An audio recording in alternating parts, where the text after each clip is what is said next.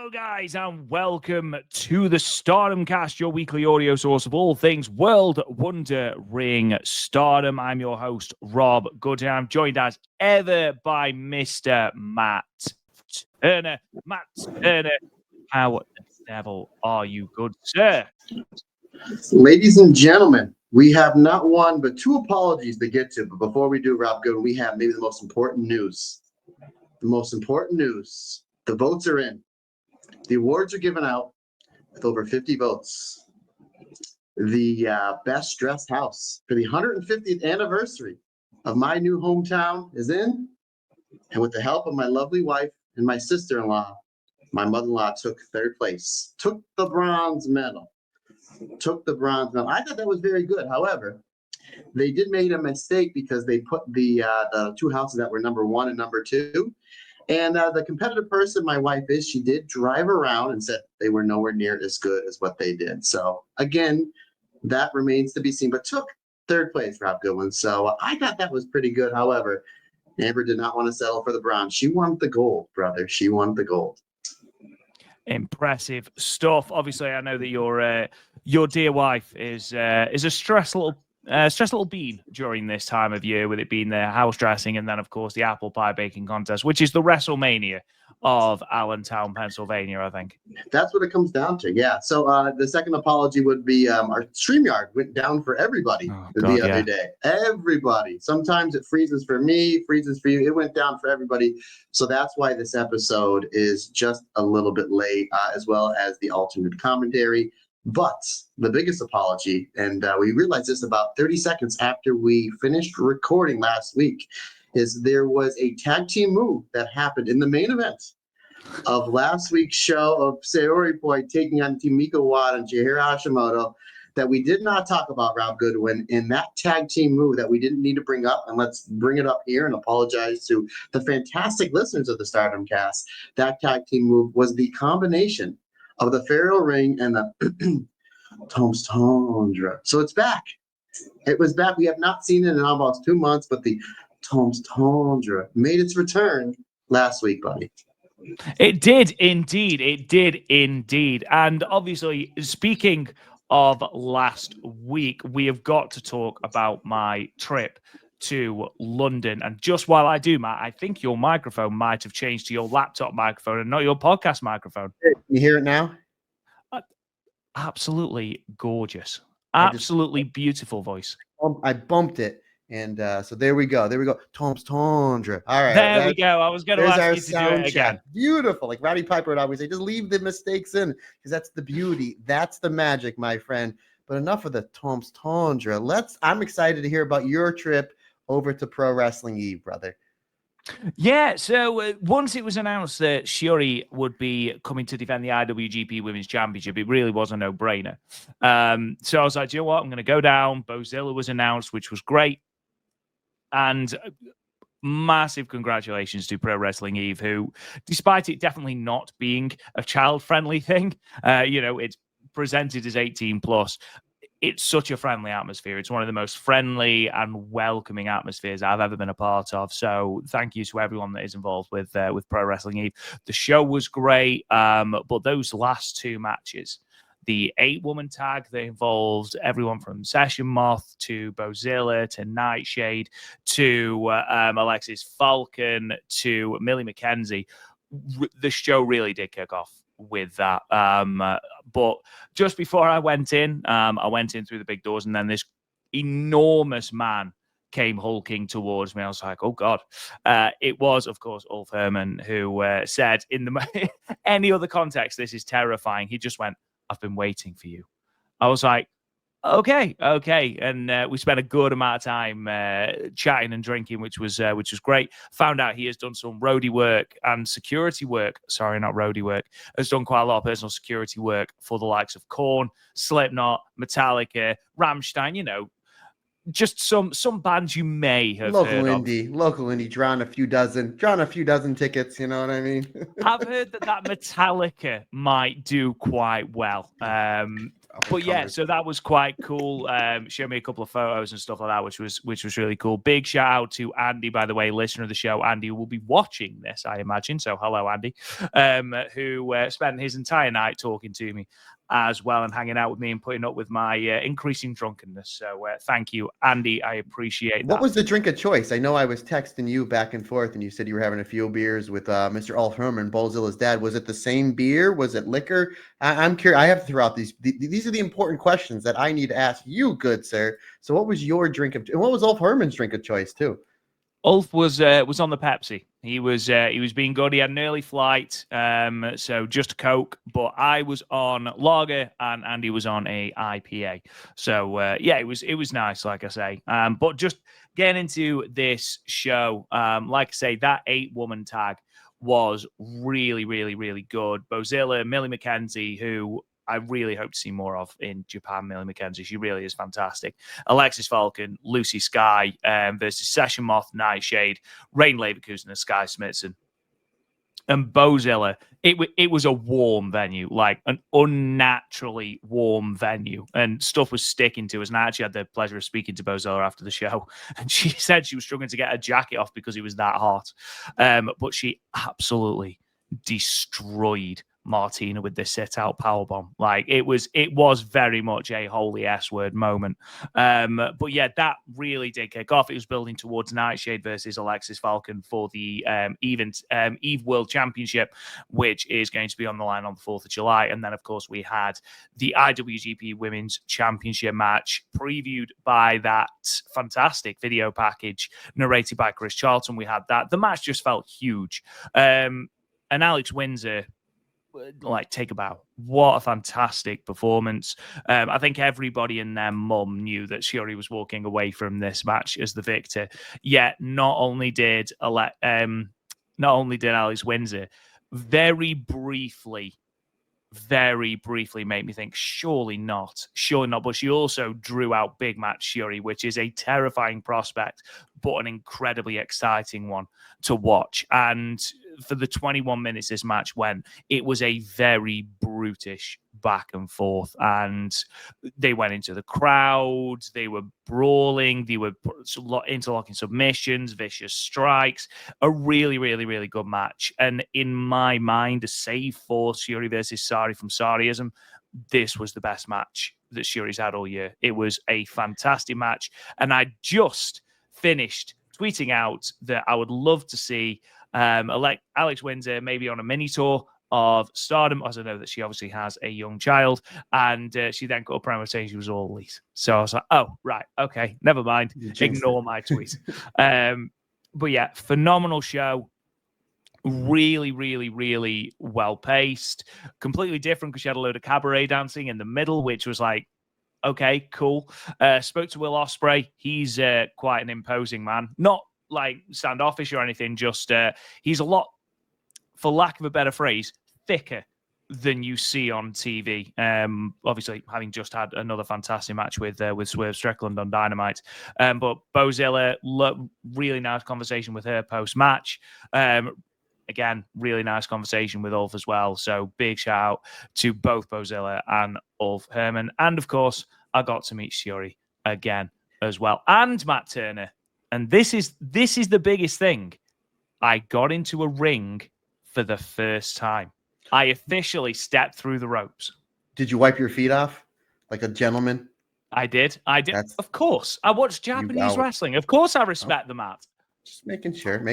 Real quick, buddy, you said this was Syuri's best match, not counting the the Mayu match as well, probably was at All-Star Grand Queendom.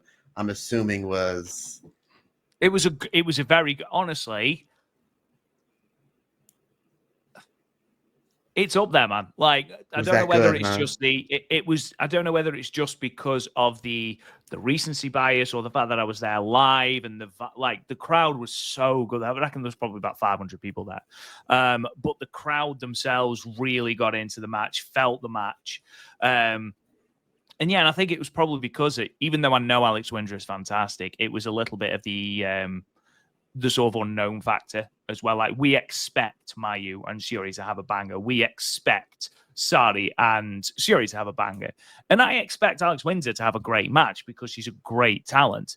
For my mind, the best on the British Indies at the moment. At least she was until she signed for All Elite. But I think that unknown factor and just how they blew my expectations out of the water here, I think that was a huge thing as well for this. But overall, fantastic show, mate. Yeah, I heard nothing but great things about Syuri versus, well, me and you were kind of texting back and forth as you were at said show, but I mean, just the internet was abuzz on how great this match was. And I know I was going to watch on YouTube, but I realized you had to have like a separate subscription to Pro Wrestling Eve. So hopefully this will pop up on Stardom World sooner rather than later, because this match has a great buzz. But you're right. I mean, I've seen a handful of Alex Windsor matches, and I'm thoroughly impressed by what she does. Obviously, I've seen way more Sareee matches, and of course, way more Mayu matches. So you expect those matches to be like your next level, but just the buzz that this got.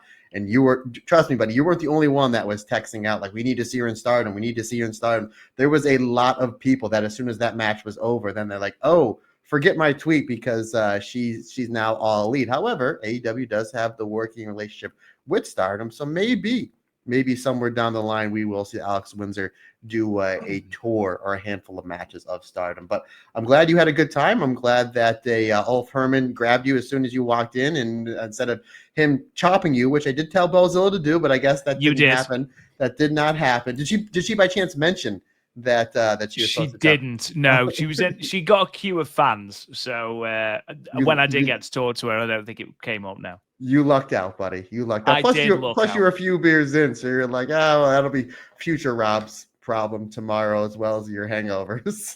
Yeah, absolutely. And I got to chat to Michael Oku as well about Newcastle United, because he's a Newcastle fan, which I only found out because, again, friend of the show Andy pointed out, because he's also a Newcastle fan. We're manifesting. Honestly, we're going to take over the world. I'll tell you, us Newcastle fans.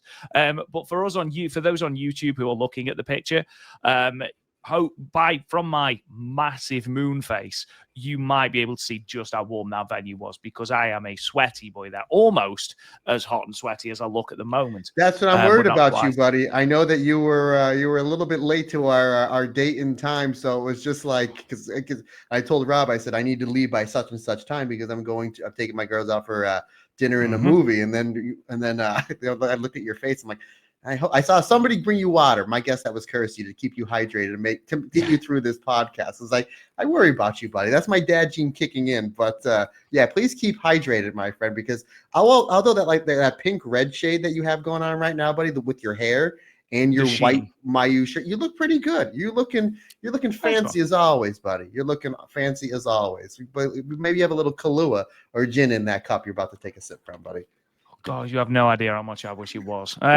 Anyway, being said, me meeting Syuri, watching a truly fantastic women's match, meeting Bozilla, meeting Ulf Herman, all pales into significance, Matt. And that is because another big event happened this week. The Super Bowl, you say? No. WrestleMania, maybe? No. It is, of course, world's strongest, bro. And ladies and gentlemen, for those of you on YouTube, look at those guns. Just look at them. My triceps are popping there. That was the final event. As you can see right here, again, if you're watching on YouTube, it's very sunny. It's very sunny. However, when we got to Puck's house, who does the World's Strongest Bro, it's his brainchild, it was pouring rain. So we had to call an audible on what to do. So we drove about a half mile down the road to the distillery, and we had to do some indoor events. And we literally had to almost call these on the fly. So we had to really think outside the box. So the first event of the World's Strongest Bro was we had to get into a deadlift horse. So basically what the deadlift horse is, you kind of go inside the bar, and then you have 4 different points where you put the weights. And then we were done. So you had to do 1 squat, and then you had to go to this rack, and then you had a clean and jerk, which is basically deadlift into a Ultimate Warrior press. 2 empty whiskey barrels. The one was 165 pounds, and the other one was 205. So I think I got the deadlift horse at it was 385, went over to first whiskey barrel, no problem, went back, did my other deadlift, and then went to go do the 205 whiskey barrel.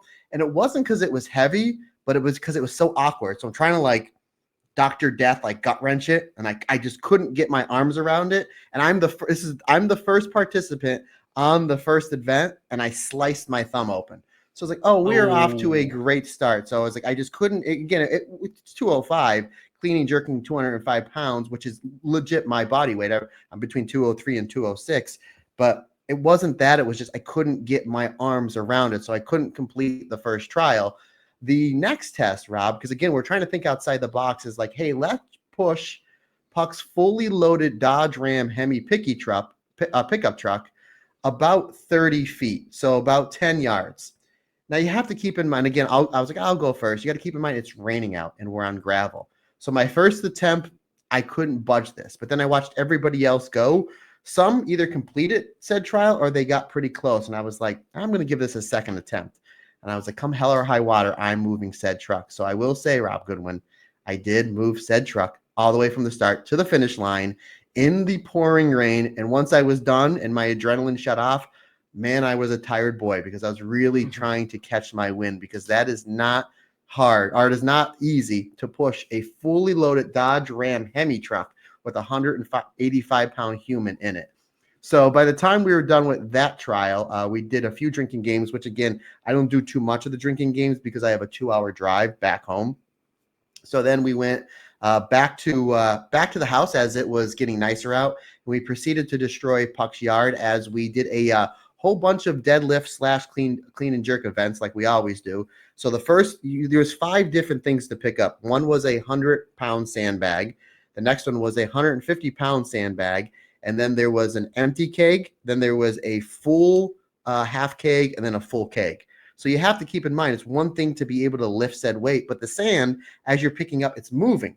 So it's a little tricky. I only got to the 3 trials. I only got to do the full half cake. I couldn't get the full cake up just because then when you pick that up, it's water, which is even more difficult than said sand. So we got through that. And this picture, as you're seeing here, this is the first time we did this. This was, I think it was called the Ukrainian hold, which you would get on top of 2 kegs. And then you would, I think this was 185 pounds, and you just grip it and you hold it as long as you can. I think came in at like 2 minutes and 30 some odd seconds. So that's the final event was actually the easiest because I actually have a really, really good grip strength. So this one was kind of the easiest, but all in all, fun was had on all, but I was pretty fun that I did slice my finger open about 30 seconds into the events. But no, it's always a good time. World's Strongest Bro is always one of my funnest days of the year. As I always say, it's like Christmas, WrestleMania, and then like you put like Dream Queendom and All-Star Grand Queendom and World's Strongest Bro almost at like the 3rd and 4th position. So fun was had by all, and it was nice that we had to compromise on said games as it was pouring rain out. But fun. It sounds like me and you had some really interesting yet fun weekends, my friend. Absolutely. And I'm glad as well that your thumb injury has not stopped you from doing a Ukrainian press. I, unlike others, don't think it is merely an excuse so you didn't have to do all the other events. But I did all of them. I just realized I was like, where's this blood coming from? Like, oh, it's my thumb on the very first thing. I was like, oh, okay. But no, I pushed through it. Especially the truck was like, when I got done with that, I was like, yes. And then I went to go walk away and I was like, oh man, I'm really sucking wind here. Because again, you're pushing not only is it a fully loaded Dodge pickup truck, but it has a Hemi engine as well, which, weighs it down. So, and then you're doing it and you're trying to push it in the rain on gravel road. But I was just like, no, I'm once I set my mind to something, I pretty much do it. But once I was done with it, it was like those 20 or 30 seconds it took to catch my breath. I was like, oh man, my lungs were burning. Yeah, we live very different lives because when I cut my hand and don't realize it's because I'm either peeling fruit or it is a cat. One of the two. So yeah, the most dangerous fruit in all of pro wrestling. My foot is actually bleeding because Ace was like, because now it's as I'm getting up, the birds are out and the squirrels are running around the yard. So he gets he's extra anxious. So I knew I was in trouble because sometimes he'll scratch at the door to wake me up. And then sometimes he'll hurl his body at the door, which you've heard him do a few times on this said door here. But he was hurling himself at the door at like 10 to 4 this morning. I was like, oh, he must be excited. So as I was trying to put on my contacts, he was trying to eat my foot. So I was like, relax, you're going to eat in about 30 seconds. So yeah, these cats, man, they show no mercy, buddy. They're the wet tie of the Stardom cats. They show no mercy, buddy. Absolutely are. Absolutely are. And as we know, Oedetai has to. But Matt Turner, that is quite enough of that, much as it was a shame to move on from that beautiful picture of your traps. Let's move on. And that is, of course, to the Patreon. And Matt Turner, it's been a bit of a weird week, just with the delays and StreamYard deciding it wasn't going to work yesterday at all. But can you tell the lovely watchers and listeners of the Stardom Cast what is coming up on our Patreon in the coming week? Yes, we were scheduled to, or by we, it might be a single. We were supposed to be doing the alternate commentary, which we tried a few times because of Rob's internet and StreamYard. We weren't able to do our alternate commentary for the start of the summer of Starlight Kid for the month of June. Is going to be Starlight Kid taking on one Natsupoi from night one of the 2023 5-star Grand Prix. We hope to have that in your feed sometime over the next few days, and then we're going to come right back with another Starlight Kid alternate commentary that Rob doesn't know that we're doing, but I may as well book it right here on air.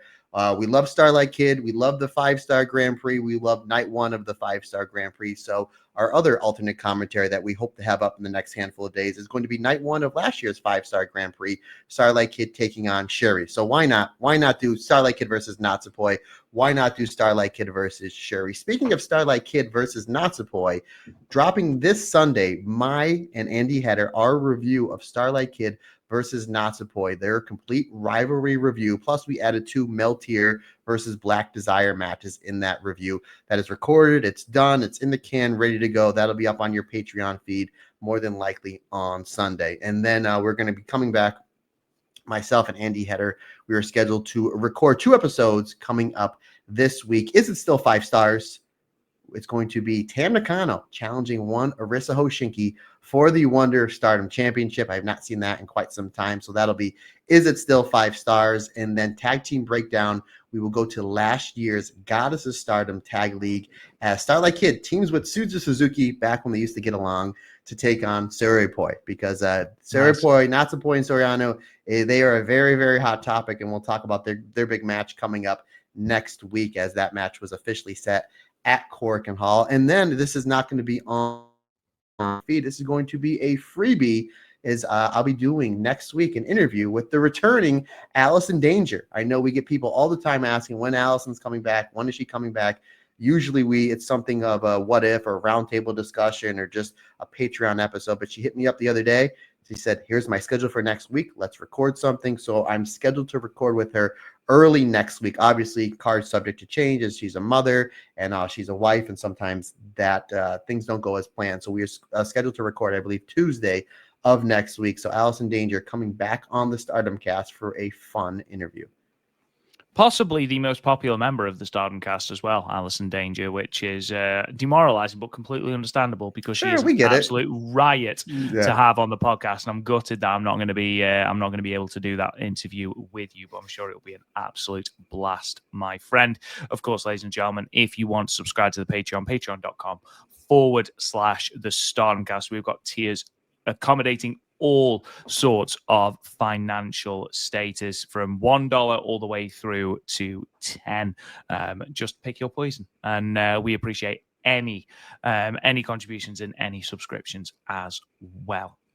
Let's get into some news then, Mr. Turner, and of course we start with The Conversion, which officially airs on June 21st in Yoyogi. And we had our first round of matchups announced via a press conference on the 10th of June.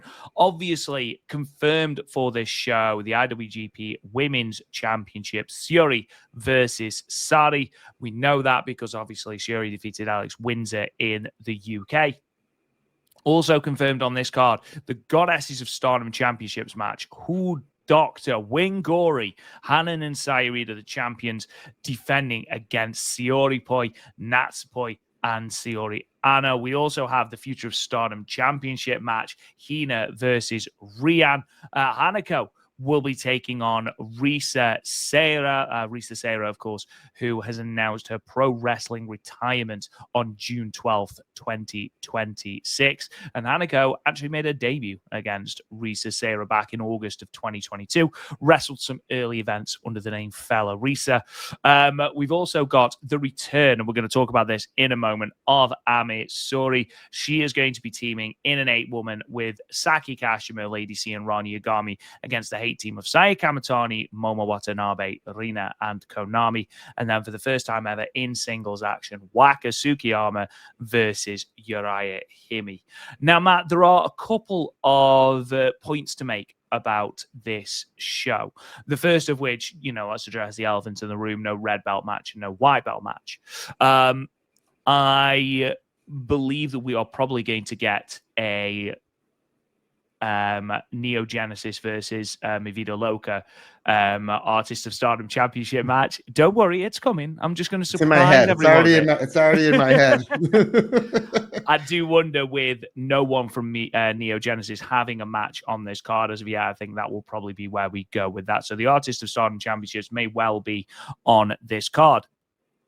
But no red, no white belt matches. And I know that has frustrated a few people. And, there's no beating around the bush. It certainly, on paper at least, looks like a weaker card. What are your thoughts on, first, the announced matches, and then on the absence of a big Saya Kamatani match or a big white belt match for Starlight Kid? Yeah, a lot of people were telling me that they think this card is somewhat weak, and they're a little disappointed in the card, where I'm like, I totally see your point. How would you not want your two biggest stars on a pay-per-view in a big venue? And obviously this is the same venue that Marigold ran for Shine Forever and did 2,500 people. So, Stardom is looking around that number. I checked yesterday, 12 of 14 sections are sold out. So my guess is, depending on how it's scaled, they're probably going to be around 2,600, with still about a week or so to go. Obviously, Stardom and a lot of just wrestling in general, it's a lot of walk-up business. And I think once they announce whatever Starlight Kid's match is, and Azumi's as well, you'll see more tickets jump. So they're still going to draw a huge number. And again, I completely understand. I would love to see a red belt Sai Kamatani match on said show. I would love to see a Starlight Kid white belt match on said show. Why wouldn't you? But at the same time, Rob, let's look at the obviously the massive positive, which obviously outweigh those two negatives. We talked about it last week. We're like, there's really no red or white belt match that they're building towards. Like, the only thing they've been building towards, and they've literally been building towards this even before Syuri won the IWGP Championship, was Syuri versus Sareee, which looked like it's going to be the main event. So it's like, okay, now we understand, because we didn't want to plant the seeds just yet, because more than likely they're going to save the red and white belt match for probably the Rendezvous show, which is a week before the start of the 5-star Grand Prix. That's my guess. It's also the anniversary of Saya Kamatani's heel turn. Ladies and gentlemen, Rob Goodwin coming in hot, not just in looks, but with facts as well, folks. With facts as well. At the same time, if you were to put, and I'm just going to throw this out there, if you were to put Saya Kamatani versus Zumi and Suzu Suzuki versus Starlight Kid for the red and white belt, and I don't know if those are the matches. I'm just spitballing. Spitballing, yeah, sure. Yeah, that takes away from Sareee versus Syuri, which is the more built-up match. Not only that, but we're getting Wingori versus Sorepoi. So again, to everybody that's saying, "Oh, Matt, this kind of looks like a weak card," it's like, I see your point, but literally your top two matches are Syuri versus Sareee. Those two matches are gonna bang. They had a 5-star match a few months ago, and this match is bigger because bigger venue, bigger stakes, and no disrespect to Sareeism, the Stardom name is way bigger than Sareeism. And it's for the IWGP Championship. And look what Mayu's done with that belt. The short time that Kyrie's had and the short time Mercedes has had. And obviously, they haven't had too much of New Japan helping them out with that belt. But it's a very prestigious belt because of the 4 wrestlers that have had her next level, especially with Mayu's 2-year run. So now we're putting more emphasis on the IWGP Championship, because it is the main event said show. And who are the two wrestlers on it? Syuri and Sareee. We've seen them. They had a great match, and they're going to have a great match here. And then your semi-main event is for the Goddess of Stardom Tag Team Championships between two of the 3 greatest tag teams, in my opinion, of all of wrestling, with Wingori as the champions and Sorepoi as the challengers, with the other third team being, in my opinion, FWC. And we saw these two teams had great matches at last year's Goddess of Stardom tournament. In the league match, they went to a time limit draw, and then in the playoff, Wingori beat Soripoi to advance to the finals and eventually win said tournament. And I think right now, and that was my favorite match. That's my all-time favorite Goddess of Stardom Tag League match, was that semifinal match from a handful of months ago. Wingori are better now because they're putting on better matches than they were at the end of last year, which is saying something. They're fantastic. Soripoi, I don't know if they're better now than they were a couple months ago because they were great, but they're bigger stars now coming off that Proto Cell. So what you're doing is you're putting more emphasis on those two matches. You're going to get the IWGP Championship belt and make it even mean more importance after this match because it's going to be great. Not only that, but with this tag team championship, and obviously we'll preview next week. My early prediction is Soripoi is going to win and become the new Goddess of Stardom tag team champions. One, they never lost the belts a couple years ago because Natsupoi, as well as most of the roster, and 2 years ago, they were injured, so they had to vacate the belts. But now we've seen, again, 2,800 people 2 weeks ago in Oda War Gym. Soripoi drew that massive crowd. Soripoi comes out of this show, which I think they will, as champions. You can now main event a lot of shows with Soriano and Natsupoi as your tag team champions. So what does that do? It puts the tag belts in a higher bracket. So now you have another main event belt to go with Starlight Kid as your Wonder Champion, to go with Sai Kamatani as your Red Belt Champion, to go with Syuri as your IWGP Champion, or Sareee, if that's the way they go. And then you have Soripoi as your tag team champion. So you have 4 belts you can main event most shows with that are going to draw and create a lot of buzz, and you're going to have great matches. You put on the undercard, obviously we have Rion going for the Future Stardom Championship. We have the return of Ami Sourei. We have Sai Kamatani and Momo Watanabe on a team. A lot of other really interesting matches. The return of Mei Seira, and then more than likely the Artists of Stardom Tag Team Champions with Mila Vida Loca versus Neo Genesis, which I think they'll set that up this weekend. Overall, again, would I love a red and wipeout match? Absolutely. But would it take away from the IWGP and the Goddess belts and matches if you were to put those matches on? Sure, because Kamatani and Starlight Kid are your 1 and 2 punch and your biggest stars with your 2 biggest belts. So again, I think they're saving it for the next pay-per-view or the Korakuen, which I understand. But let's focus. Again, if you don't like this card, sorry, you're nuts, because literally Syuri versus Sareee, IWGP, that's going to be great. And Soripoi versus Wingori for the tag belts. Those 1-2 punches back to back, buddy, with a pretty good card underneath it. Those two last matches, you're going to get more than your money's worth. So I'm fine with it. It's just going to mean more when we get those matches. But for the white and the red belt, but those 2 championship matches up top, my man, I cannot wait for next Saturday. Cannot wait. Yeah, you're absolutely right. I think the idea of not having the red and white belt on every single pay-per-view because you don't want to over-dilute the cards is a valid point, especially when you consider the fact that Stardom have a ridiculous amount of titles. And if you try and put them all on one show, you are running the risk of audience burnout. All-Star Grand Queendom, you didn't have every single title. Yes, you had a red belt. Yes, you had a white belt, but it is one of your tentpole events. I think there is an argument that you could have had one, but again, with Syuri and Sareee, I think that is your big title match. Sure. And that would main event most shows in Japan. The Goddess's belt match is going to be tremendous. The Future belt is going to be good. I don't think that needed to be on the pay-per-view, if I'm being brutally honest. I think, and I've made this clear a couple of times, that belt needs to be used to try and elevate the New Blood events. But again, that's just my opinion.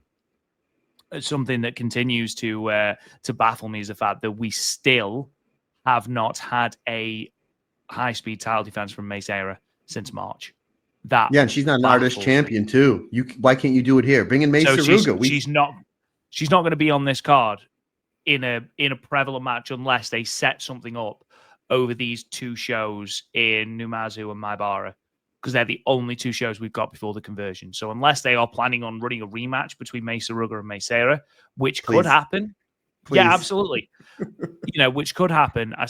We need something with these new rules. And I think with the new rules, you don't necessarily need someone who is just going to wrestle a flawless high-speed style. I think because of the new rules there, you are differentiating this belt enough from all the other belts on your roster that you could quite easily put a Tomoka Inaba in there or a Rani Yagami. in there, or, you know, even a Rian or something in there, you know, as a filler defense. But yeah, that's something. And again, that's worth pointing out that yes, we haven't got a red belt and a white belt, but we haven't had the high speed belt in God knows how long. This is the first time the future belt is going to be defended since All-Star Grand Queendom. You know, the Goddess belts the same. The Artist of Stardom belts we don't get see defended all that often. So it's fair that with a huge lineage of titles, a huge, you know, almost too many titles, you are going to have to rotate some in and out in order to get them defended on the bigger shows and give them the exposure that they deserve.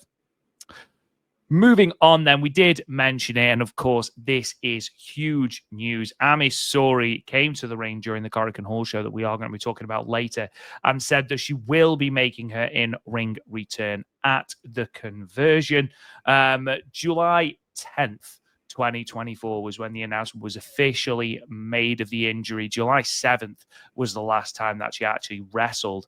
And she announced that she'll be out for an extended period of time following both an ACL and MCL tear. And actually, if you remember, a spokesperson from Stardom did tell us that Ami Syuri had actually been wrestling through the pain of an ACL injury for some time before that, and then suffered the torn meniscus on top of that. So it's been 10 months, almost 11 months since she was out with this injury. It's so good to see her back. And obviously, you know, that is something that they are rightly spotlighting on this show. And maybe we are setting something up for a Red Belt match further down the line. But Matt, it's just great to see Ami Syuri back in the ring. Hugely unlucky to sustain such a horrible injury, especially when you remember it was literally, 2 weeks before the 5-star Grand Prix, because she introduced Rani Yagami as her replacement.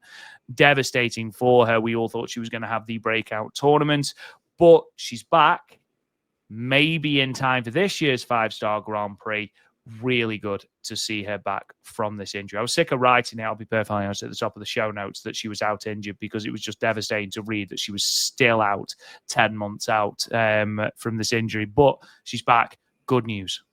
Yeah, not only that, but if you remember, like, her style was perfect for the block that she was in, you know, with the Tekla, with the Sai Kamatani, Han, and that Suzuki match. That was the one, you know, one of those low-key bangers, like, oh, this could steal the card on the date they were on. And then, you know, Rani Yagami gets the spot, and good on her. She did great, only wrestling a few months. I think she was terrific there. Yeah, we've been seeing Ami Syuri. They would show her commentary for these hall shows and the pay-per-view, so you can just tell she's ready to get back once the doctors cleared her, and she just seems so happy, so emotional that we're going to get Ami Syuri returning, and very much like Koki Amare returning. I'm glad it's not a singles match. I'm glad that it's going to be a multi-person match, so she can kind of get her bearings, kind of get her footwork, kind of get her, you know, the ring rust off. So I like how we're kind of easing her into this return. And my guess will be coming about a month's time, she will be in one of the blocks. Again, we don't know if it's 2 blocks or 4 blocks or what they're doing, but I hope that she is back in the 5-star Grand Prix. And I hope that they're keeping her in tag matches, multi-person matches, just to kind of, you know, get the timing back, get the wind back, to, you know, get her footing back and whatnot. So then she'll be ready to rock and roll for the 5-star Grand Prix. But yeah, this was one of the many great things on this Korakuen show we're about to talk about, partner, is the return of one Ami Syuri. Someone who unfortunately will be out for a little bit longer is Micah. Unfortunately, Micah, as we know, is going to be out for an extended period of time due to an elbow injury. She did provide an update via her personal Instagram, which was a photo from a hospital bed, not a hotel, very different things. Successfully having undergone elbow surgery. It's an elbow injury she's been wrestling through for almost 3 years. The road to recovery now begins in earnest. The timetable initially, when it was announced after All-Star Grand Queendom, for recovery was between 9 months and a year. So obviously we wish Micah all the best in her recovery, and we hope to see her back in the ring again as soon as possible. Matt, fingers crossed we can get this injury sorted so it doesn't become a recurring issue for her. Yeah, you know, I know sometimes wrestlers, they do the rehab, sometimes they do the surgery, but she went in and opted for the surgery. And I know usually, it depends. Everybody heals different. Everything's different. But what I know from wrestling injuries and sports injuries, usually right after the surgery, to about 6 to 8 months for recovery. So fingers crossed we may have her back by Dream Queendom. Again, we'd rather have her 100% and cleared. If not, we may have her back at the anniversary show. So again, it's nice to see that at least we know what she was doing, because sometimes wrestlers wait to see if they can do the rehab. Then after 2 or 3 months of the rehab, it's just not taking. And then they have to do the elbow surgery or knee surgery or whatever it is. And then they lost that 2 or 3 months time to come back. But it looked like she just opted, I weighed my options. I'm going to do the surgery. So hopefully we will see her back either the end of next year, beginning of or beginning of 2026, which is crazy to think about. But again, she's another one. She was on commentary for the Korakuen show, and she just seemed really happy, really in great spirits. And she's been very active on social media, going fishing and doing all these other things. So she's not letting this injury, even though she's away from the ring, it's not keeping her away from the things that she does at life. My guess, though, it is the right elbow, so I'm a little worried about her drinking arm, Rob, which I believe is her right. Of course, yeah. So that's the one thing we do have to worry about. So I guess she may be either drinking out of a straw or drinking with her left arm. But, at least as the Sandman would say, you can do those 12-ounce curls. So, absolutely. But in all seriousness, every little helps, bro. That's right. But in all seriousness, we wish Micah a speedy and fast recovery. Speedy is fast. Speedy and timely recovery, making sure that, again, that we don't want her to come back too soon and to re-aggravate said injury. But it still blows my mind. I just went back and watched that Chihiro Hashimoto match maybe about a week or so ago, how great that match was. And the fact that her arm wasn't 100% just goes to show you what a next level wrestler one Micah is, brother. Moving briefly from Stardom to the world of Sendai Girls, and it has been announced that Aya Sakura will make her first defense of the Sendai Girls Junior Championship on Sendai Girls' upcoming Sendai Pit Show on June 20th, which is just the day before the conversion.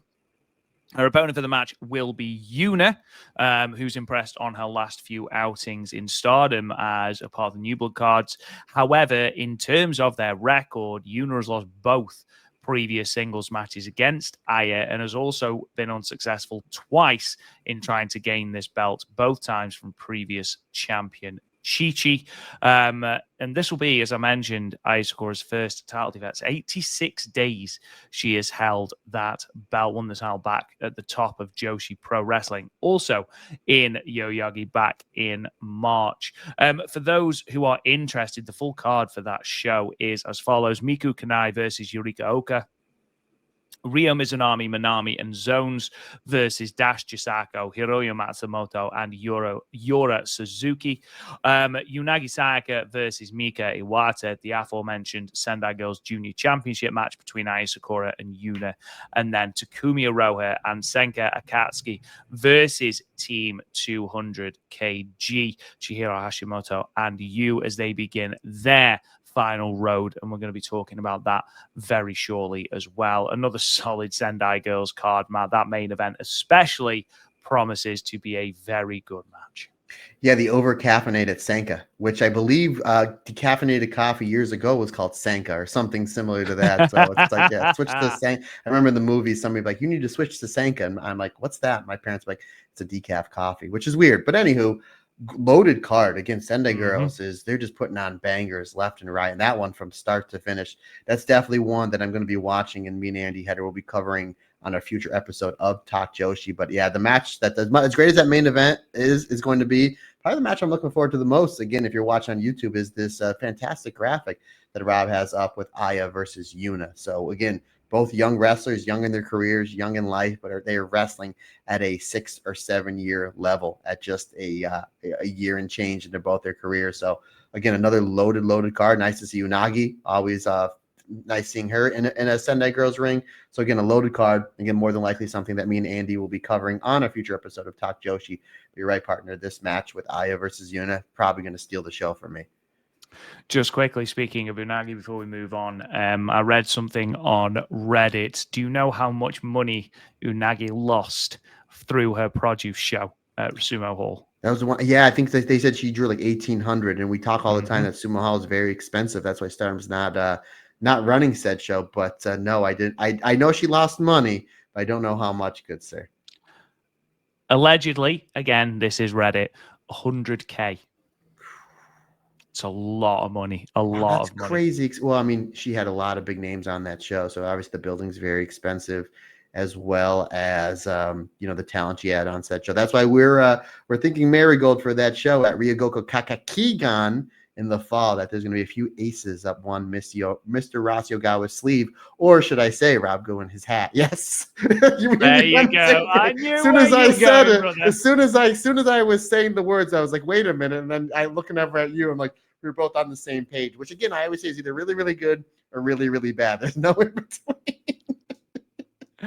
Moving on then, sticking with Sendai Girls at the end of their show on the 8th of June, Dash Chisako was confronted by none other than Stardom's Hazuki, who confronted her and asked her for a singles match. Now, this wouldn't be the first time they faced off in a Sendai Girls ring. They did do some tag stuff back in 2018, but this will be the first singles match. I believe it's due to take place on the 19th of July at the company's next Korakuen Hall show, and will be contested under hardcore rules, though, and this is very crucial, Matt Turner, it can't be official yet. Why is that? No match graphic. All I see is them no shaking match hands. graphic. No match it's graphic. Not official if we don't have a match graphic. It is alleged that it will be on the next Korakuen Hall show for Sendai Girls. But if it does happen, Dash Chisako versus Hazuki, I am all plugged in for that, Matt. Yeah, last time Dash had a hardcore match in Korakuen Hall against a Stardom wrestler was against Momo Watanabe, and that was an absolute banger. She's wrestling the most violent wrestler in the world in Hazuki. And you may be saying, Matt, what weapons will Hazuki bring into this match? The most dangerous weapons of all, her forearms, her headbutts, her pump kicks. She's going to be bringing, or Dash Chisako may bring a chair, a table, a garbage can, a baseball bat. You know what Hazuki's bringing? Hazuki. Hazuki is bringing Hazuki, and that's all Hazuki needs. Yeah, Kaguma may have the most dangerous weapon of all of wrestling, Hazuki, when she tags with it. But absolutely. But yeah, I'm really looking forward to Dash. Is a phenomenal wrestler, not only with the hardcore stuff, but just as a straight wrestler. She's very much like a Risa Sera, Suzuki, like a Swiss Army knife. She can do it all, and it's Hazuki. It's Korakuen Hall, Hazuki, one of, if not my favorite wrestler in all of wrestling. And again, as I mentioned a minute ago, partner, Sendai Girls is absolutely crushing it. I'm loving this working relationship we have with Sendai Girls and Stardom, because we're getting great matches, some dream matches, very much like we got Syuri versus Miko Wada. We had Meiko Satomura a few days before her retirement match show up at All-Star Grand Queendom. So again, this is just another great match that we're like, oh, when they got announced, we're like, that's a match that we didn't know we wanted until we saw Hazuki come in the ring. We're like, of course, why wouldn't we want Hazuki versus Dash? Really looking forward to that one as well, partner. Moving on then, Tae Honma has already announced that she will be retiring in October of this year. Another in a litany of Joshi retirements. And trust me, we will get to another one very, very shortly. But before she does retire, she has told us that she will be putting on her first and last ever produce show on the 30th of August in Shinkiba First Ring. And in the first wave of talent announcements, we had Starlight Kid, Natsupoi, and Syuri all announced for that show, 30th of August, Shinkiba First Ring. It will also involve, as announced today, Maika Ozaki, although she was in the first round of announcements, but also Saki as well of Colors. So promising to be a loaded card as we celebrate the career of Tae Honma. Yeah, from what I understand, she's going to be working pretty close with some of the brass over at Stardom for some of her retirement matches, and maybe getting a match or two in Stardom, which would be great because I'm a big fan of Tae. I mean, you got Soriano, Natsupoi, and Starlight Kid, maybe as far as star power goes. Obviously, Kamatani's 1, and then you can make an argument that they're 2, 3, and 4. So, especially with the combined package that is Soriano, again, from them drawing 2,800 people to Old Award in a tag match, which is crazy. So my guess is even before any matches are announced, that probably is going to sell out. Because he says what in Shinjuku face? Shinkiba First Ring. Shinkiba First Ring. Yeah, I think that's only like a 300-seat building, so that'll probably something like that, yeah. If it hasn't sold out already, it's going to sell out. But yeah, good on her. It just seems like we're just seeing more and more people, winding down their careers, and we can only say thank you.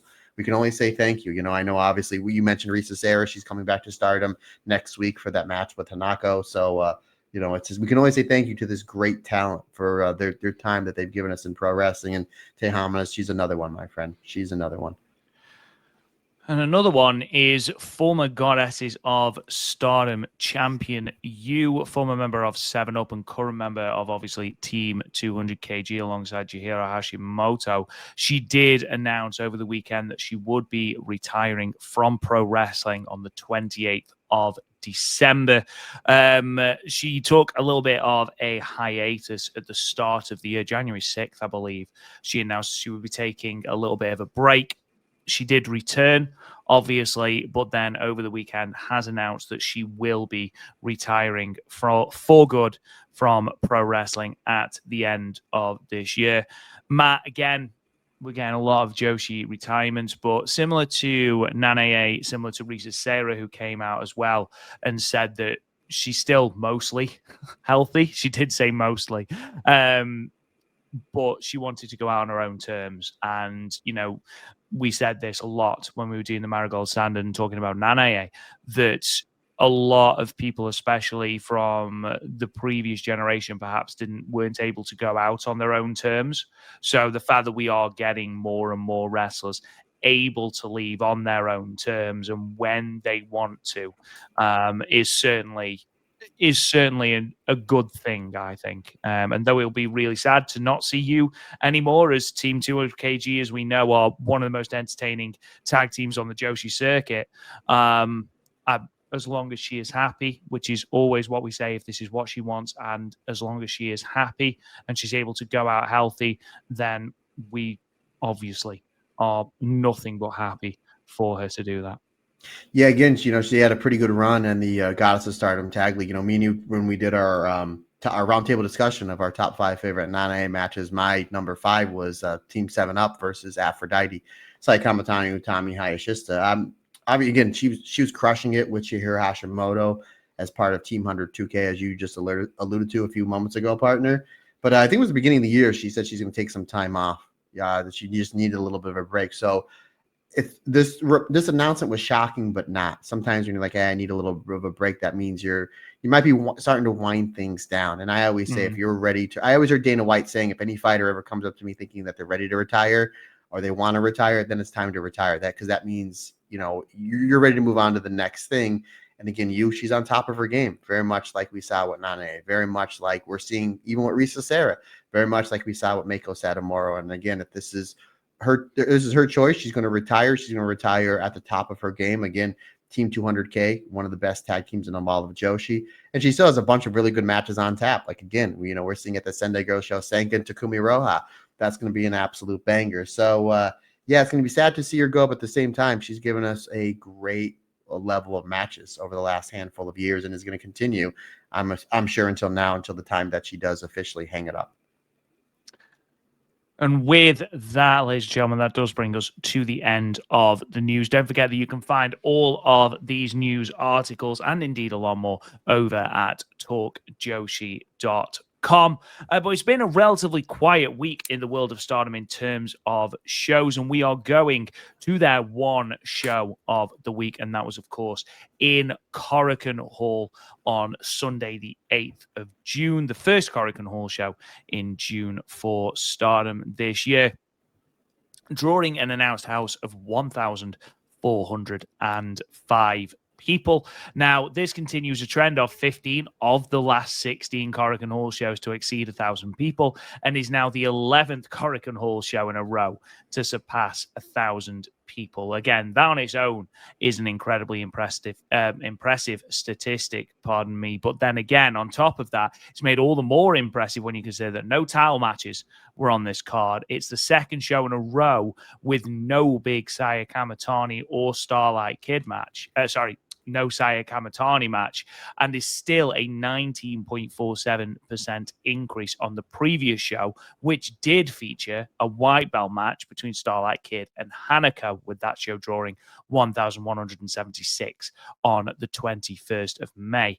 It also brings Stardom's average attendance for the 168 shows they've now run at the venue to 945 people. So again, another very, very impressive number for Stardom in Korakuen Hall. The results to the show then are as follows. In singles action, Yuna Mizumori defeated Emma Maishima with the Supergirl in 5 minutes and 59 seconds. Future Stardom #1 contendership match, Rian defeated Akira Kurogane with the roll-up, the body scissors modified roll-up that she calls Apricot in 9 minutes and 29 seconds. 8-woman tag match, the God's Eye team of Saki, Kashima, Hina, Tomoka Inaba, and Kyoka Katatsu defeated Hazuki, Koguma, Uriah Hime, and Kikyo Furusawa, with Tomoka Inaba tapping out the rookie Furusawa with the ankle lock in 11 minutes and 58 seconds. 3-way match, Suzu Suzuki returned from injury, or returned from poor health, should I say, that kept her off the Syuri Poi show, and she defeated Lady C and Azusa Inaba, defeating Lady C with a tequila shot in 6 minutes and 20 seconds. In a tag team match, BMI 2000, Natsuko Tora and Ruaka defeated Rice or Bread, or Wanako, Waka Tsukiyama, and Hanako Natsuko Tora, pinning Waka Tsukiyama with a freezer bomb in 10 minutes and 11 seconds. 6-woman tag match followed that. The Cosmic Angels team of Natsupoi, Sayaka Kurora, and Aya Sakura defeating the Stars trio of Hanan, Saya Ida, and Momo Kogo. Natsupoi pinning Saya Ida with the Ferial Gift in 13 minutes and 59 seconds. In your semi-main event, singles action, Sareee defeating Rani Yagami with a diving double foot stomp in 9 minutes and 20 seconds. And then in your main event, the Hate team of Saya Kamatani, a returning Momo Watanabe, finally coming through that ankle injury that's kept her out for around about a month. Konami and Rina defeating the Neo Genesis team of Azumi, Starlight Kid, Miyu Amasaki, and Mei Seira. Momo Watanabe pinning Azumi with the Peach Sunrise in 18 minutes and 58 seconds. Matt, let's go all the way back to the pre-show. Yuna Mizumori and Emma Maishima going almost 6 minutes. How do you think this went? And most importantly, how do you think Emma is progressing? Rob, real quick, I just want to mention on this attendance number, because we mentioned last week when we previewed this show that this may not do the 1,000 people because again, there's nothing major on said show. Not only did it do the 1,000, 1,400 people, which is, that's a great number. And a lot of people were asking, like, why do you think it is? And it's just like, I think 3 things. Number one, most importantly, the Stardom name brand is so big and it's so popular that just the Stardom name is going to sell tickets. You even look at our own personal experience last year in Philadelphia. Stardom announced a show, no talent. As soon as they went on sale, we got tickets. You look at even this year at WrestleMania, between the 2 Stardom shows, the Spark show, before any talent got announced, because it was Stardom, we got tickets. And even if you look at Joey Janela's Spring Break, like, we were probably going to go because it was Sabu's last match, RIP Sabu.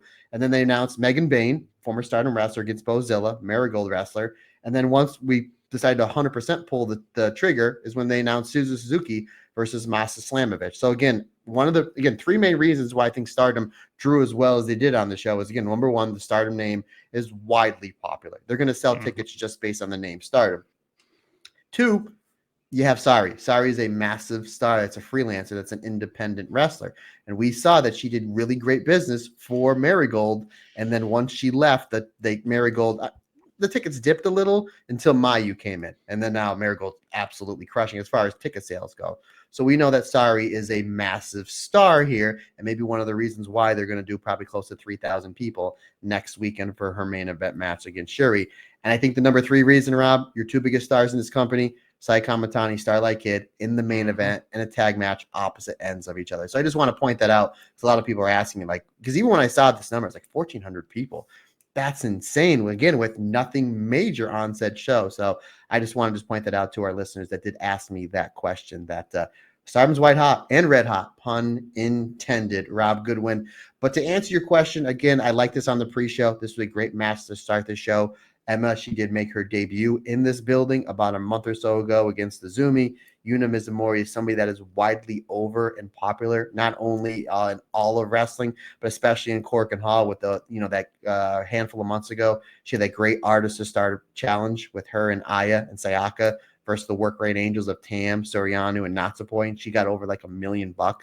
So a really good way to start the show. Again, you're opening the show, Korakuen Hall, 1,400 people. They're loud, they're energetic, they're ready for the show to start. This is a really great way to start the show. Both these wrestlers do work that high-speed style, which again, possibly 2 high-speed challengers here. I mean, like you said earlier, partner, we need some challengers. We got to get some challengers on deck. I would love to see these 2 challenge for said belt. Great arm drag exchanges in the beginning after high-speed exchange. Really some great near back and forth near falls, but eventually Yuna getting the Superwoman, outsmarting the younger wrestler for the 3 count. 6 minutes to start this match I thought was the perfect time. 3.25 stars for me, partner. Moving on then, Rian taking on Akira Kuragane. Now, Matt Turner, this was a big match for Rian for a lot of reasons. 123 matches in Stardom without securing a pinfall victory, which is an alarming rate of success. Now, even Rian's father has piled in on this and said she should keep losing, which I was like, okay, cool. Wow. But she does secure the victory here. And what I liked here was it was 2, in a way, very inexperienced wrestlers. There was a lot of nervous energy, which played into the whole sort of thing about the match. But it became, right, well, who's over-enthusiasm, whose nervousness, whose sort of overzealousness is going to cause them to make a mistake. And ultimately, it was Akira Kuragane who made the first mistake. Rian was able to capitalize and was able to lock in this modified body scissors European clutch for the victory. And what I loved was the fact that Micah was on commentary for it. And Micah was so happy on commentary that her little drinking protege has got her first victory. I don't think that she will get the future belt, but after being featured at the Syuri show, after having a showcase singles match here, and then having another showcase singles match at the Conversion, I think things are looking rosy in the Garden of Rian. We should call Rian the LDP now, the little drinking protege of one Micah. That's love it. LDP. Love it. Good stuff, buddy. Good stuff. Speaking of good stuff, this match was really good. It was really good. Yeah. Good way to start off the main show. Again, Akira, she's somebody that doesn't look like she's only been wrestling a handful of months. Not only what she's able to do in the ring, but her presence. She has a little bit of aura to her. And again, you're putting her next to Suzu Suzuki in that group of La Vida Loca. So she looked great here. Rian, I think it was definitely time for her to get her first win here. And then literally you're literally taking advantage of the little her being over. And I mentioned the last Korakuen Hall show with her and Waka versus Syuri.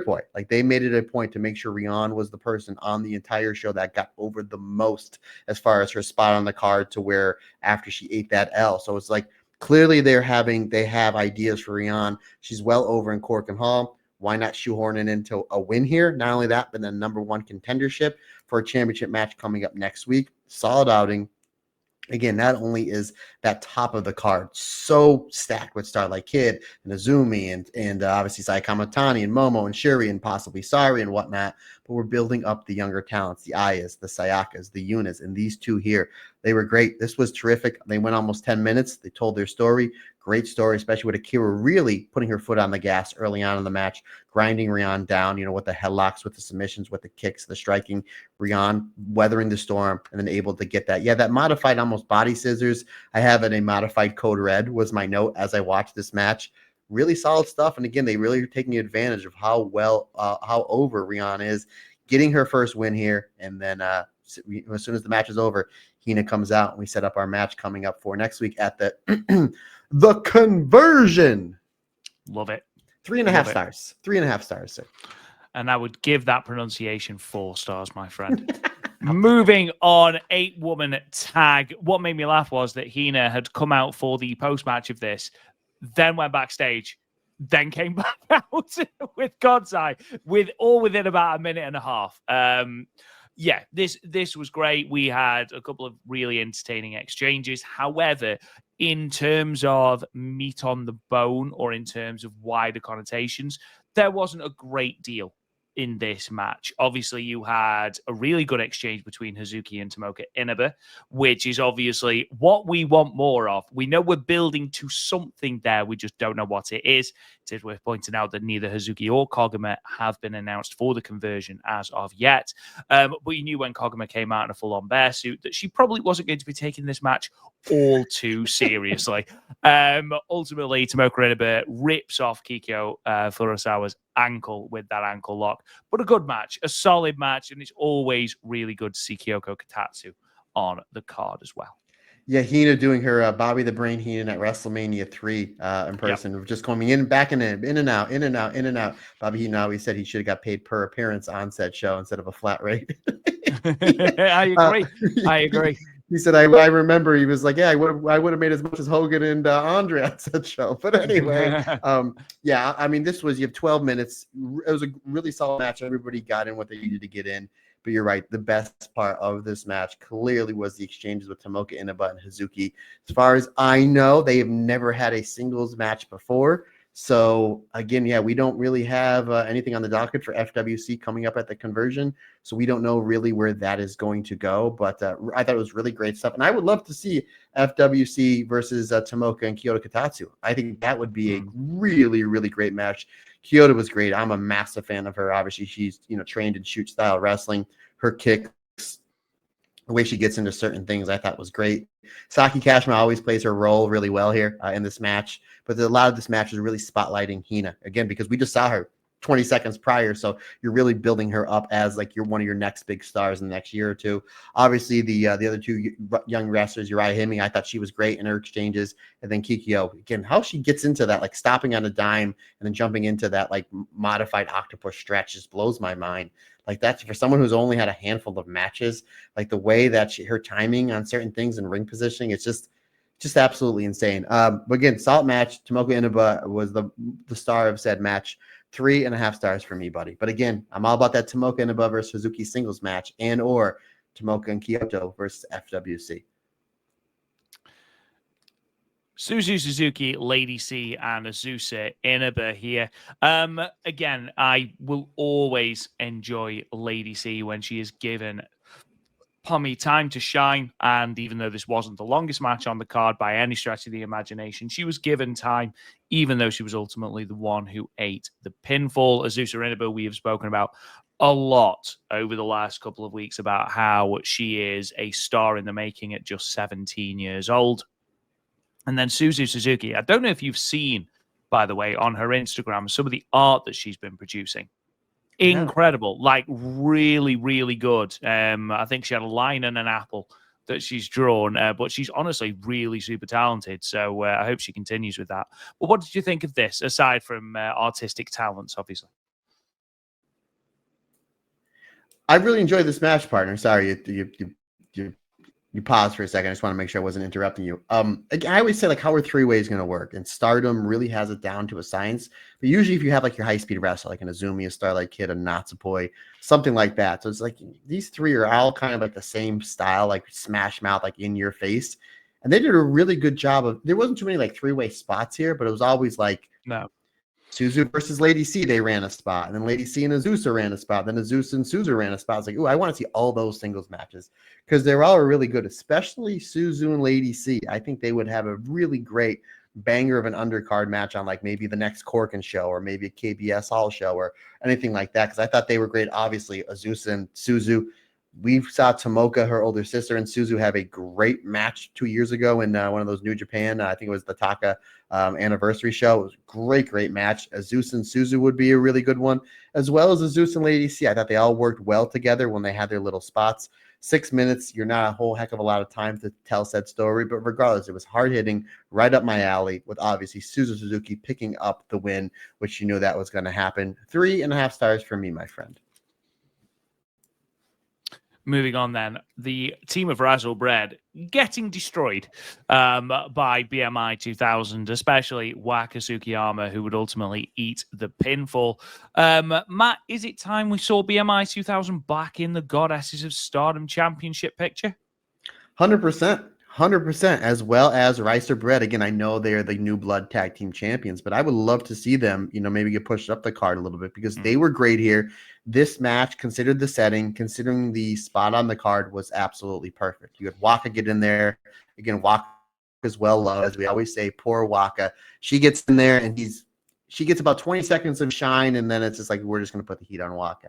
And it's just it's good heat. Korakuen's responding the way they should. They're booing, the bending, and the breaking of the rules, not in front of the referees. Again, not in front of the referee. Again, Tora and Ruaka, they are a great tag team. They're a great heel tag team. They know how to get the most out of their sympathetic babyface, which is Waka. And again, eventually Waka, when she makes that hot tag, she's tagging in one of the biggest badasses in the company, in Hanako. And Hanako comes in at the right time. The crowd was ready for it, running over BMI 2000, but eventually it's just too much of the rule breaking, too much of bending and breaking the rules that puts away Hanako and able to open the door for Natsuko Tora to hit the freezer bomb for the 3 count. Again, this is a really, really good match. The crowd really responded well to it. I think BMI 2000, they're fantastic.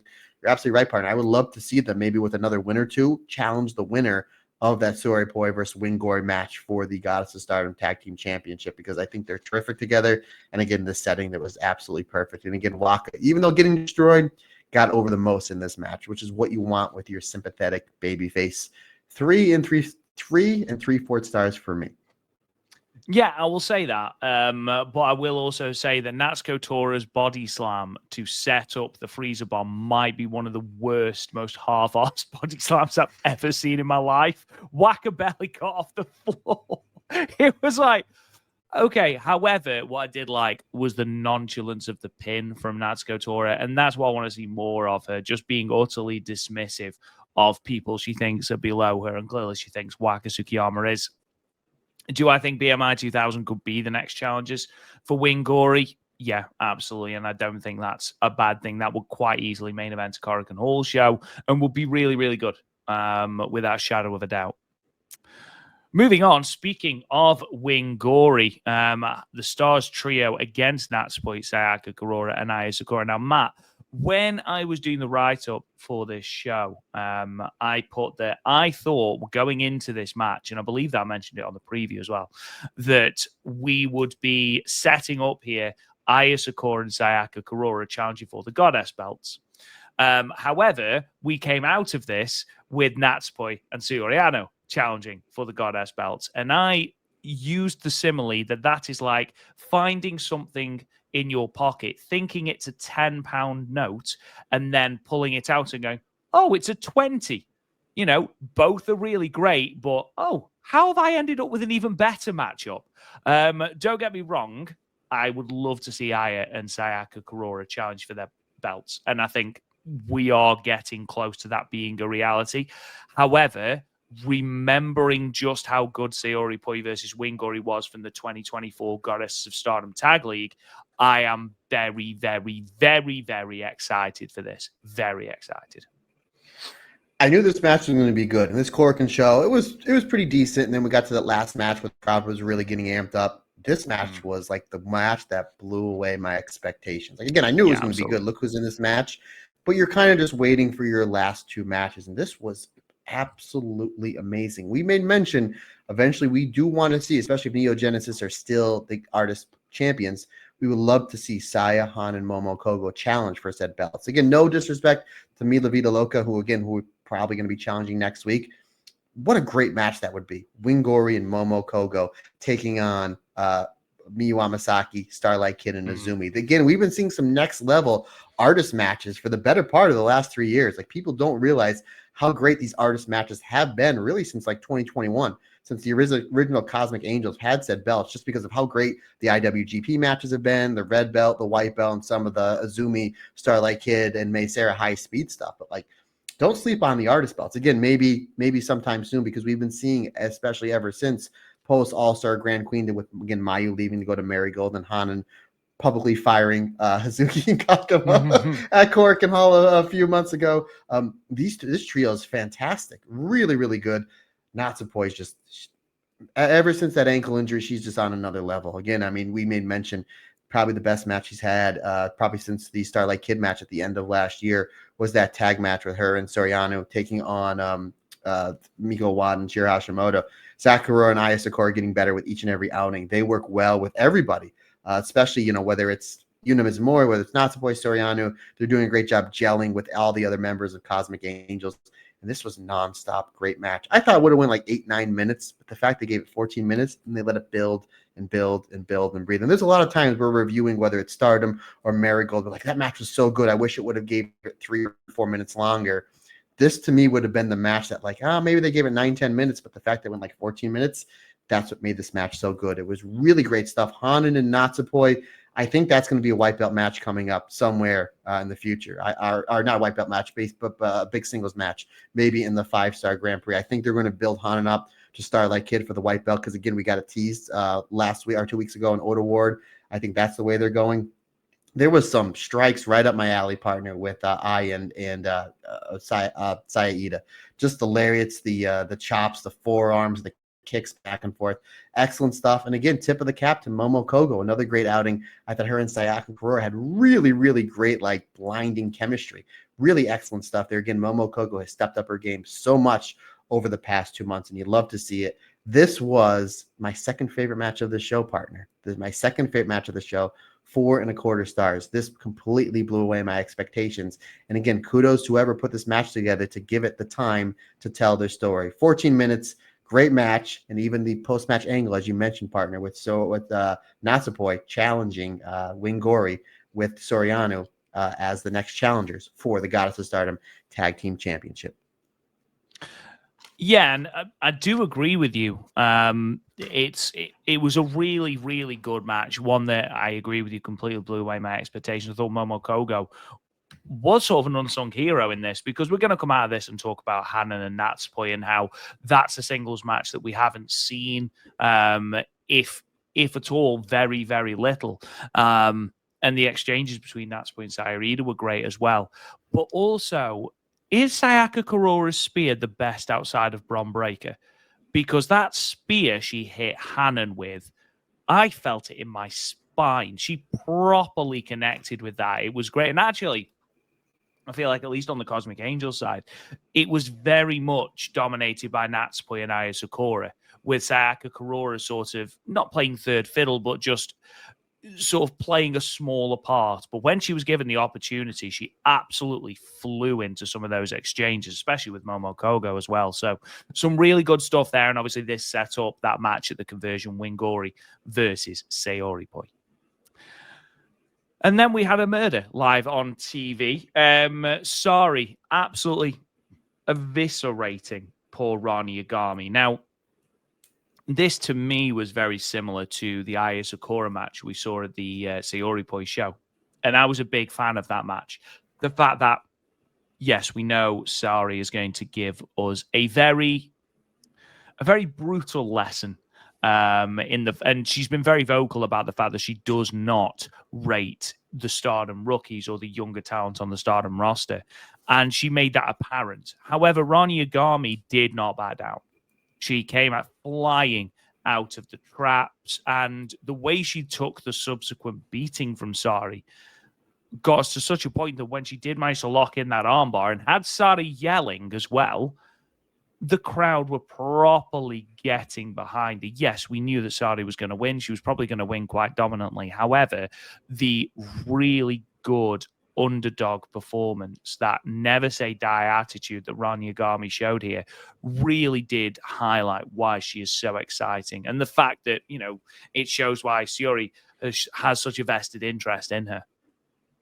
Yeah, Sareee did say, I think, going into this match that she's going to go through every single member of God's Eye to get to Syuri. I'm like, the match is already set. Like, don't get me wrong, I want to see Sareee versus Lady C, Tomoka Inaba, Kyoto Katatsu. Mm-hmm. Maybe that's the way that we're going, maybe coming out of the conversion. Saki Kashima. So, that is the match. Can you imagine? It's just like, imagine Syuri beats her at the conversion. It's like, I will give you a rematch, but you have to beat every single one in singles matches. She gets to everybody except for the real final boss, Saki Kashima, and Saki rolls her up in 42 seconds. That's the most way dangerous move in pro wrestling, man. Most dangerous move in pro wrestling. It sure is. And I say all the time, it always seems like when Korakuen Hall comes up, it really seems like Teru Okada has one wrestler that he really wants to get over. That's not a main eventer.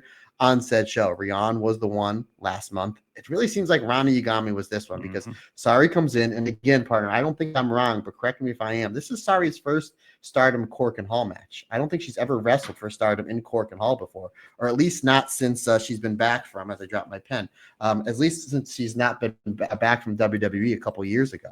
So, because she's only wrestled in Stardom, I think twice, the Mayu match and then the tag match with Hashimoto versus Natsupoi.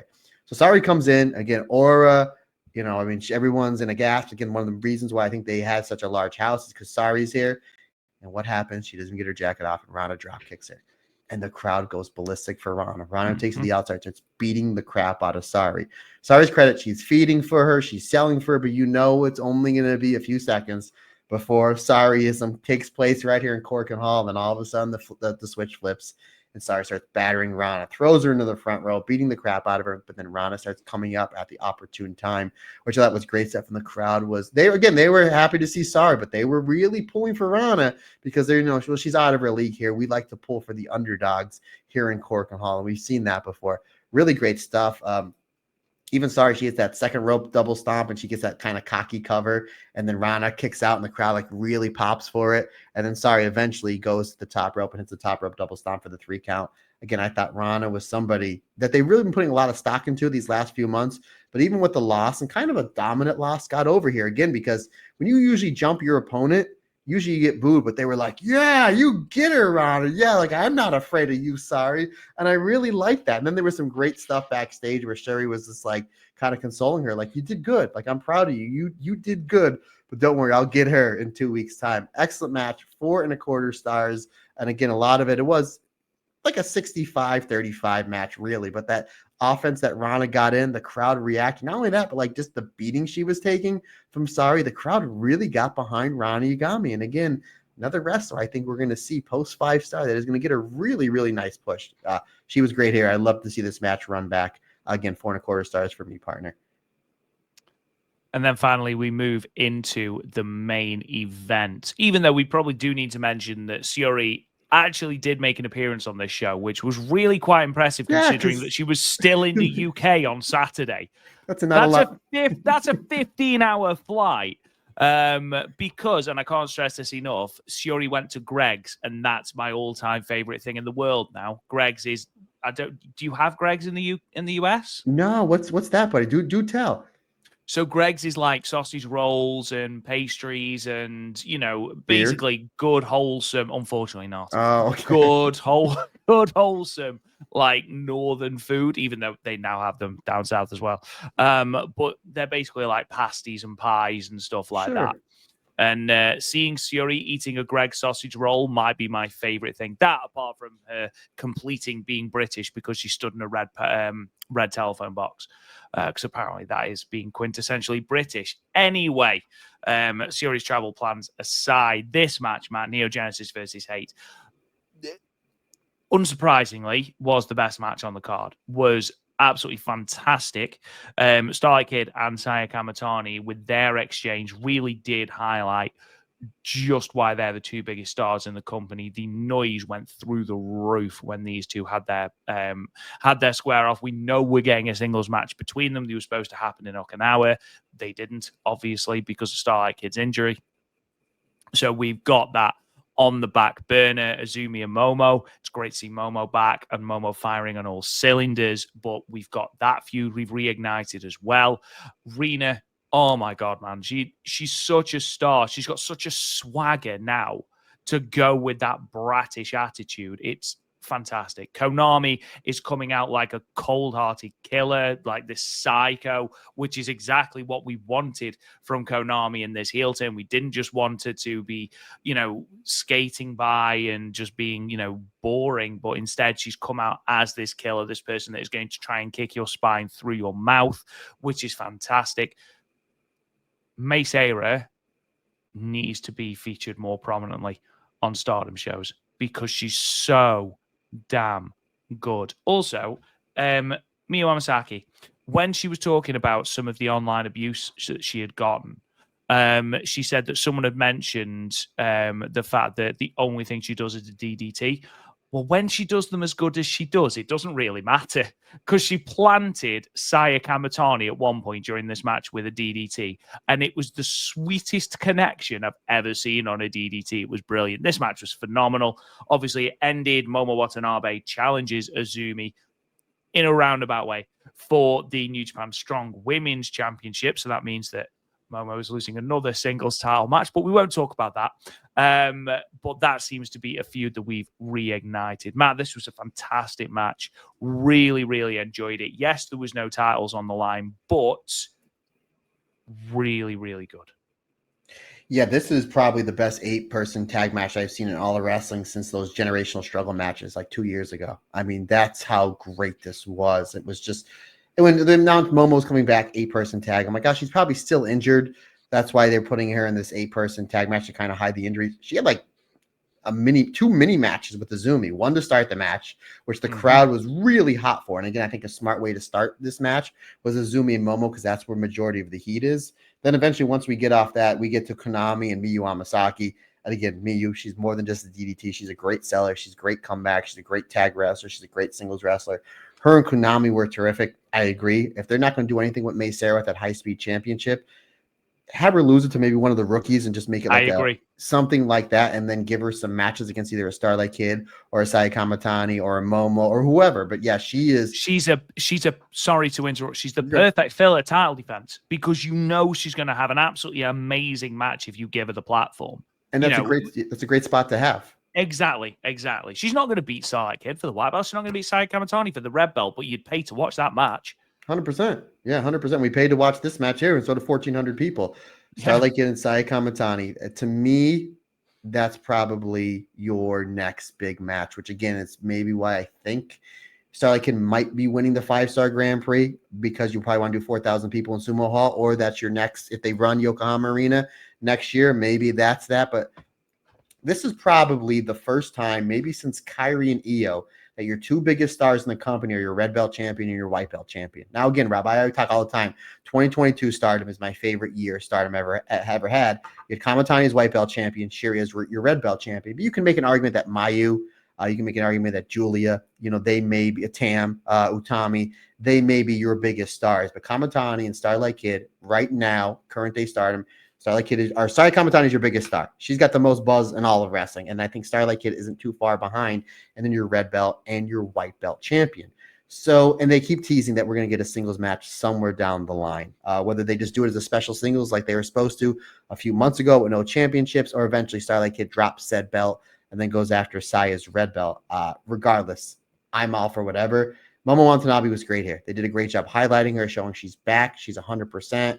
Her stuff with Mei Seira was great. Again, the stuff with Azumi was terrific. They kept Azumi strong because it took a Natsuko Tora, Momo Watanabe baseball bat and pipe shot to lead towards the finish of the Peach Sunrise. Yeah, just really great stuff. The waterfall finishes towards the end. The timing were great. You mentioned Miyu Amasaki properly spiking Saya Kamatani. Again, Miyu's got a great DDT, but that's Saya getting it over more, because that's what Saya does. She makes sure everybody looks really, really good. Ultimately, though, yeah, again, it's the best match on the show. 4.5 stars. We give Momo a big win on her comeback match. We have something planted with her and Azumi. Again, whether that's at the next Korakuen show, whether that's going to be on the Rendezvous show somewhere in the States, we don't know, but that is going to be a big IWGP Strong Championship match between these two rivals, former tag team partners. You mentioned Rion. Again, she's another one that is going to absolutely break out in the 5-star Grand Prix, assuming that she's announced, which we're 99% sure she'll be in said tournament. And there is this one point I want to make out, partner, because I know I got to get going. So I'm trying to try to wrap this up. That we mentioned at the last Kamatani's last championship match, after she defeated Sayaka Kurora, that as far as aura goes, there's really nobody on her level. Coming off what we've seen over the last few weeks, I think there's 7 or 8 big matches for Kamatani.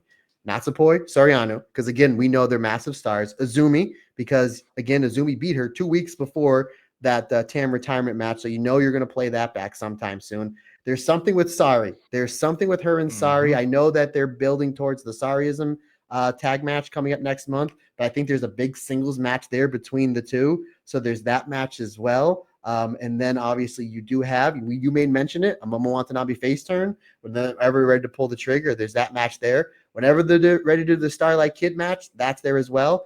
And if they do all those matches and plan it out, by that time, one Maiko will be healed and ready to come back. So there's like 5 to 7 really surefire, ready to go red belt championship matches for Saya Kamatani. And again, buddy, I think we mentioned this last week or the week before. She's definitely walking into Sumo Hall as champion. And I don't think, not unless anything crazy happens, I don't think that she doesn't walk out with that belt. Because I think her run, not only wrestling-wise, but box office-wise, I don't think we're taking that belt off her for a while. Again, not unless we're just going to hot shot Sareee and have Sareee beat her, and then maybe Saya Kamatani get the rematch and win it back, maybe with the Phoenix Splash. Who knows? But there's a lot of ready-made matches for Saya Kamatani and Starlight Kid for those two championships. Again, great stuff. One of the best 8-person tag matches I've seen in the last year or two. 4.5 stars for me, as I said, partner. Well, I just want to give a big shout out to Andy again, who, again, I spent a lot of Friday night with, because, Mike, turns out you're poisoning the mind of our listeners, and I don't think I can forgive you, because I've got people coming up to me trying to tell me ways in which Tam Nakano can come back, and I blame you for that. And Andy actually came up with a really interesting scenario, and I just wanted to run this by you before we wrap this episode up, and I'll just quickly preview the cards when we go through Io and Kairi watch. What if Saya Kamatani wins the 5-star Grand Prix? And as we know from, the Red Belt champions never won the 5-star Grand Prix. We do know that the IWGP champion has won the G1 Climax. If we are to look at that, then the champion chooses their challenger. What happens if Saya chooses Tam? And that's the way that you bring Tam Nakano back. What do you think about that? And what do you think about the fact that you are poisoning our listeners' minds? There's that, but I'm still going with the scenario that Saya Kamatani tore up the contract that had the Cinderella wish on it, and technically that didn't count. That's the way that I'm going with it, but I mean, who knows? Again, throw Tam Nakano into said situation. That is a very, very good possibility. So again, we shall see. We shall see. It's interesting. Absolutely. So very, very briefly before we get on to Io and Kairi Watch, Stardom have announced their 2 shows leading up to the conversion. The first one Saturday, June 14th in Kirames, Numazu. We have got the following card. Koguma Hazuki and Kikyo Furusawa against the hate team of Natsuko Tora, Momo Watanabe, and Azusa Inaba. We've then got a 4-way Saki Kashima versus Yuna Mizumori versus Emma Maishima versus the returning Lord and Savior Fukigen Death. 6-woman tag, God's Eye, Lady C, Tomoka Inaba, and for God's sake, Kyoko Katatsu. I keep wanting to say Kikyo Furusawa against the hate team of Konami, Ruaka, and Rina. 8-woman tag, Neo Genesis, Starlight Kid, Azumi, Miyu Amasaki, and Mei Seira against Suzu Suzuki, Akira Kuragane, Sayaka Kurora, and Aya Sakura. Semi-main event then, Syuri, Hina, and Ron Yagami of God's Eye taking on the EXV team of Wax, Tsukiyama, Hanako, and Rian. And then in your main event, a Goddesses of Stardom Championship preview match, Hanan and Saya Ida and Momokogo taking on Natsupoi, Soriano, and Uriah Hime. We then move to Sunday, June 15th, where Stardom will be in Maibara, the Shiga Prefectorial Center event hall. 6-woman tag, EXV, Wax, Tsukiyama, Hanako, and Rian versus Suzu Suzuki, Hina, and Uriah Hime. Tag team match, the 2 rookies, Kikyo Furusawa and Emma Maishima, are going to get destroyed by BMI 2000. 3-way battle, Azumi versus Ron Yagami versus Azusa Inaba. Tag team match, the God's Eye team of Saki Kashima and Tomoka Inaba taking on the Cosmic Angels team of Aya Sakura and Sayaka Kurora. That should be very good. Starlight Kid, Mei Seira, and Miyu Amasaki are going to be taking on Konami, Rina, and Fukigen Death. In your semi-main event, and Matt Turner, this is a match I'm very much looking forward to. Syuri and Lady C taking on Saya Kamatani and Momo Watanabe. And then in your main event, Hanan, Saya Ida, and Momokogo taking on Natsupoi, Soriano, and Yuna Mizumori. Those 2 last matches. Very, very tasty from Maibara. But Matt, before you go, it's time, my friend, for Io and Kairi Watch. Folks, again, because I literally needed to leave 2 minutes ago, so I'm going to go through this really, really quick. If you have not seen this match, this Queen of the Ring qualifier, this was phenomenal. Kairi versus Roxanne Perez versus Liv Morgan versus Rhea Ripley. This is great. All 4 women really, really showed out. There's a really cool spot where the heels Liv and Roxanne Perez tried to double superplex Kairi off the top rope, but Rhea Ripley comes and double power bombs, and when she does, Kairi waves bye to them, which I thought was a really cool spot. Eventually, though, we do see, as we're getting towards the end of the match, which the crowd was really into, they're chanting, "This is awesome," towards the end of the match. Rhea hits the riptide on Liv Morgan. She goes for the pin, but Raquel Gonzalez, she comes in for the run-in. There's no disqualifications. Kairi doesn't like that. She's on the top rope. She hits an insane elbow dive to the floor onto both Raquel and Rhea Ripley. Liv Morgan's still on the cell from the riptide, so Kairi's like, "I'm already here." She hits the insane elbow, but that dastardly Roxanne Perez then comes over and rolls up one Kairi to get the 3 count. Roxanne Perez then does qualify for the next round of the Queen of the Ring tournament. Again, folks, if you have not seen this match, go out of your way. This was a phenomenal, phenomenal match on Monday Night Raw. But we're not done. Io's in the back talking to one Nikki Bella. They're having a nice conversation, and Kairi walks by. Kairi's in all sorts of pain, and then Nikki Bella tries to extend her hand to one Kairi. Kairi wants nothing to do with it. There's a lot of rumors that Brie is coming back as well, so maybe get Io and Kairi versus the Bellas, which I wouldn't mind. I think that'd be a really, really solid match. But again, folks, go out of your way to see said match because it was phenomenal. And now, WWE, please put Io in a match. We have not seen Io in a match in like a month. Ladies and gentlemen, ordinarily I would go through all of our social medias and all of that, but Matt doesn't have time for that. So please, just this once, I'm just going to say check them all out in the link below in the podcast notes or on YouTube.